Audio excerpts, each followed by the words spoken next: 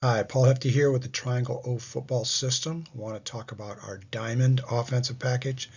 It's a three-back pistol series that we got from Penn State. Note here, I'm going to show zone concepts RPOs, but you can use gap man blocking schemes with it just as well. Let's take a look.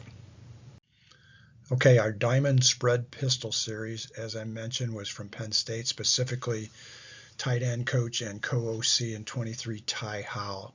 He mentioned that it simplifies the defensive fronts and coverages, and then you simply use your same core RPOs and run action passes. Why we're doing this? It's a great short yardage package. You get a seventh blocker. Again, as we mentioned, it makes the defense predictable. What we're doing is it's a simple diamond set we'll show you. You can replace the A receiver with a second H back, which we call the A back now. And how we'll do this is we do everything, we just chunk everything together. So it's nothing new for us, but very different for the defense. Basic diamond rule and teaching point, whether it's zone or gap, is your A back now will go and block your RPO read key defender. And then we can add a tag to the route where the A back then runs the RPO route.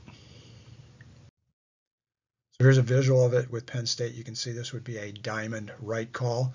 Again, and the Z and the A go to the call, and the H and the X are away with the B in the pistol. We can do shifts with this, which is great, and it's really simple. You'll signal the pre-shift with a double-handed formation signal, and then the final set with the directional. So again, we can go from a spread to a shift to a diamond. So here would be the pre would be a double OK sign of trio, and then we're going to shift then to a diamond set right, when now we would use that left fist backhanded. If you want to go from a diamond to a spread, now we would do double fist as backhand with a diamond sign, and then that, and then our shift would be to a trio right, which is a left OK sign. Okay, first concept we like to look at is our diamond stretch or outside zone. Here's against a 42 stack.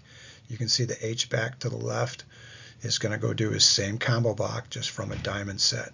The A now does the bow blocker. As we mentioned, he's going to go block the will linebacker, which is normally our RPO read key. The back and the pistol with outside zone will take a slide step towards the play call, 6-inch slide step, and then downhill on its fifth step, plant and read just like he always would. Quarterback, there's no post-snap read here.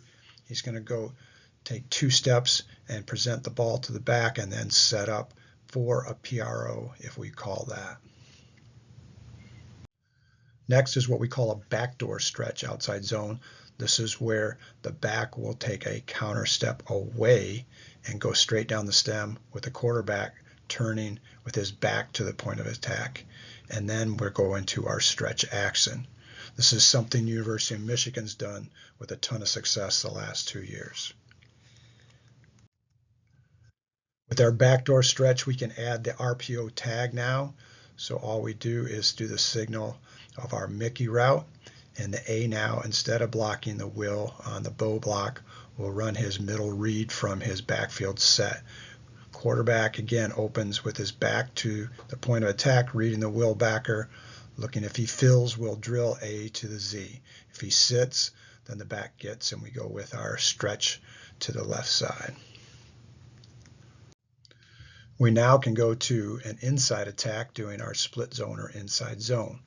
Again, the back will slide step away, going straight down the center, reading up the middle to bending it back. H-back will split across and kick out the defensive end like you normally would, and the A then will do what we call a boo block, going on to the Mr. Zero. Quarterback does have pre-snap check for free access. If he has it, he simply gets and throws the slide out.